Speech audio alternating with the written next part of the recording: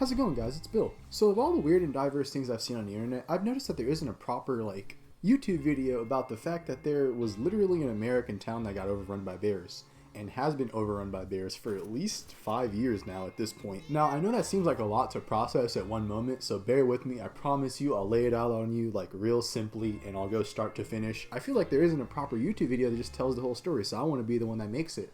Before we go any further, what's the most random thing that you had to learn from the internet? For me, it was probably MK Ultra or that Iran Contra stuff. I can't believe I didn't learn that in school and I had to learn that on the internet. So what was the weirdest thing you had to learn on the internet? So this starts off real simple. This is in the year 2004. Now there is this loose group of about 200 or so libertarians who have this idea that they want to move into a town and start voting in the libertarian ideology to try to create some safe haven for other libertarians. If you aren't too familiar with politics, don't worry, I'll give you a nice and simple rundown. Long story short, libertarians are just people that believe in low-level government involvement, if any at all. They fully believe in not being told what to do and just fully focusing on freedom. So these people were specifically just trying to create a town that fully emphasized on that as some sort of combination of an experiment and as a safe haven for people who believed like them. So in 2004, the plan gets set in motion. The main person who is in charge of this, who I'll get into more and tell more of the story about, he's an interesting character, starts meeting with these congressmen, so to speak, or senators, just basically representatives in the town of Graft in New Hampshire, which is where it would end up being selected.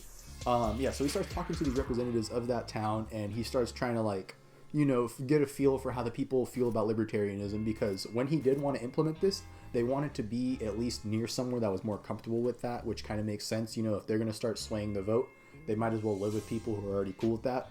Very considerate of them, honestly, if you really think about it. So after finally scouting out a location that was not only open to them, but actually ideologically open to them as well, in the sense of you can move there. It's not like San Francisco or LA where you can't afford, but it's also feasible. Once they narrow down this location, they start fully putting forth the planning. Now what this looks like is just essentially one of the bigger heads of this organization. Now this isn't an organization in the sense of it's centralized. It's more of a subreddit, if I had to classify it as anything, where the guy that talked to people was the moderator, so to speak. If you're thinking about the power dynamic, it's nothing too crazy. Just this congregation of dudes on the internet, and they finally find their place of town. Now we're going to fast forward about 5 to 10 years, I'd say. Remember, like I said, we're in the year 2004, and there isn't very much going on right now.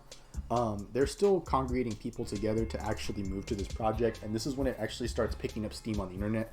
Now that they have a place, and now that they have a loose ideology that they're rolling with, which is obviously libertarianism, they start moving forward into finding when, how, so on and so forth, their real actual plan. Because it's one thing to sit there and say we're going to move into town and make it libertarian, but now that they have a location, they actually have a set of steps, a set of goals that they could attain.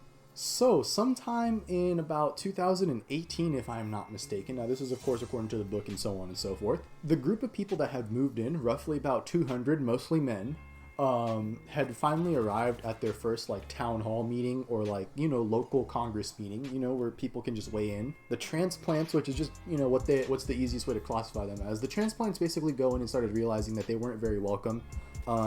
Obviously their leader or so on had done his scouting and so forth and tried to find a place that was more welcome to their ideology, but the fact of the matter is that that town of roughly 800 people was not very welcome to the fact that 200 people were coming.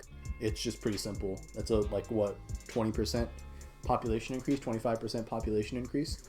So those people were still just upset for the fact of the matter that it was just a mass migration, not really thereof with them. However, the libertarians, in this case, the transplants that is, seem to take this a lot more personally or such. This did result in their interesting leader parting his ways onto Texas. This leader was a bit interesting. He had a mail order bride plan. He wanted to see if you could have a mail order bride business in America. He was going to open it there. He had some questionable thoughts on child labor and so on. We'll just leave it at that. It is very much a mess, but yes, their organization leader, so to speak, has now parted his ways down to Texas after realizing his things he actually wanted to do there were no longer going to be possible. You could take that information however you want. This obviously doesn't represent the rest of them, and I should make that very clear. Everybody else that was there did not agree with this guy. They just kind of like dealt with him. I should definitely point this out to not like misrepresent them or anything. Essentially, they start slowly voting through, like, the legislation that the town had already had in place prior to them being there. This is simple stuff like they stopped having garbage pickups.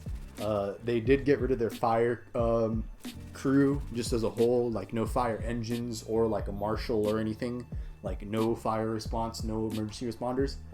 They still had paramedics, I will point this out, but they also did get rid of police. So basically their only first responders were the paramedics. I didn't live there, so I can't give the full story on to how this affected the people, but this is just to set the general plane of how things went down there. They are now starting to cut supplies to all social programs. The reason why this is a problem is because they also cut these ties in conjunction with cutting taxes. These people did not want to like spend that money to begin with, so they had to cut it out of the budget first. And when they did, this town, which already had like a terribly tiny budget, already had no budget. The town started to deteriorate entirely. Like I said, the trash crew no longer had the funding to pick up trash, so there was a huge trash accumulation in the streets. The streets started getting destroyed because there was nobody keeping up the roads, and there was nobody like in charge of just general cleaning. I don't know if you ever lived in like a bigger city or whatnot, but a lot of bigger cities deal with a lot of trash just from like people throwing stuff away and trees and stuff. And since that town got a 25% overhaul and did not get a 25% overhaul on garbage cleanup, the town started getting like filthy out of nowhere because, yeah. So with this newfound amount of just filth, the fact that like all of nature is starting to get overgrown, because it's not like there's, private, obviously people privately cut their lawns, but people aren't cutting the sidewalks. And with the conjunction of all this happening, they begin to have a bear problem. Who could have seen it coming? It's New Hampshire. In all seriousness, so this bear problem begins to unfold a little bit more. At first, it just starts with like your typical like East Coast to Midwest bear encounters where it's just, oh, I saw a bear in my backyard. I live kind of rurally. But once it started happening to the more centralized parts of town, people started realizing it was a serious issue. There was a woman who had like 2 of her kittens just, eaten by a bear right in front of her, which is like insane. There were a couple of reports. The book doesn't fully go into them, but I just read 2 news articles and no more about people having just their pets attacked, like people whose pets had survived, not just the cat lady, but there were people who just got their pets attacked. And this generally just started putting a lot of like, discomfort in the citizens. We kind of chose to move into society so we can have nice stuff. So if we're getting like possibly, whooped by bears every night, it might not be so fun. So with the bear problem heightening and people getting their animals attacked, their trash ran through and their houses messed up and this and that, and just living in general like fear, so to speak, they had to start initiating some kind of plan. They had to figure something out, and quickly. The first thing that they rolled out was just quite simply open season on bears, because it seemed like it was the most simple solution. Not only this, but you have to remember, this is a town that gutted their entire like town budget because they weren't paying taxes. So it's not like they could just have a town budget allocated to like bear bounties. They can't just pay people to kill bears. They just kind of have to hope people do. Now, bear hunting licenses increased 400-fold in the time, 400%, not 400 times, in the time in which this happened, and it still didn't stunt the problem. Now, this is in the year 2020 in which this was enacted.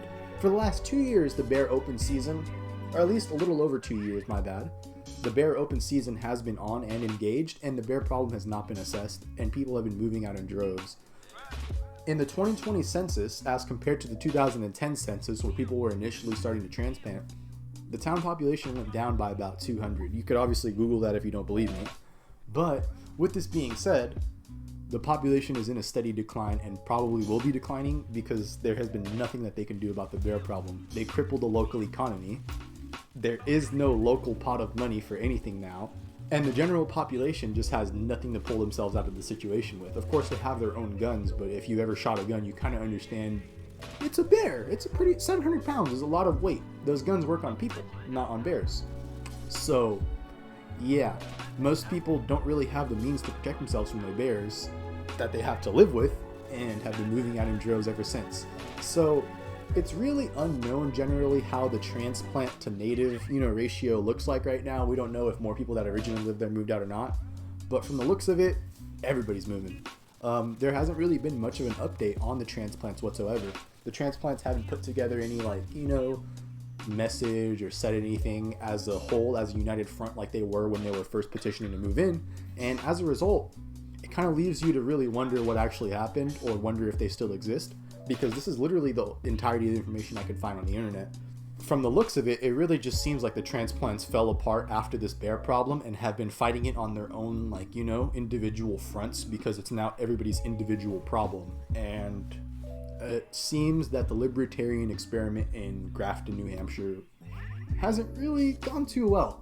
So this is just a 2-year update, because there really has not been any actual content or anything fully put forth in the last 2 years about Grafton. But since the last time there were any news article updates, the population has just consistently went down. Nothing else has really changed, and the bear problem seems to have either gotten less publicity or gone away because the population dwindled and people don't have to live near bears anymore. This has been Bill. I hope you liked the video. I appreciate you guys tuning in. Thank you for watching. I always appreciate it. You guys have a safe one.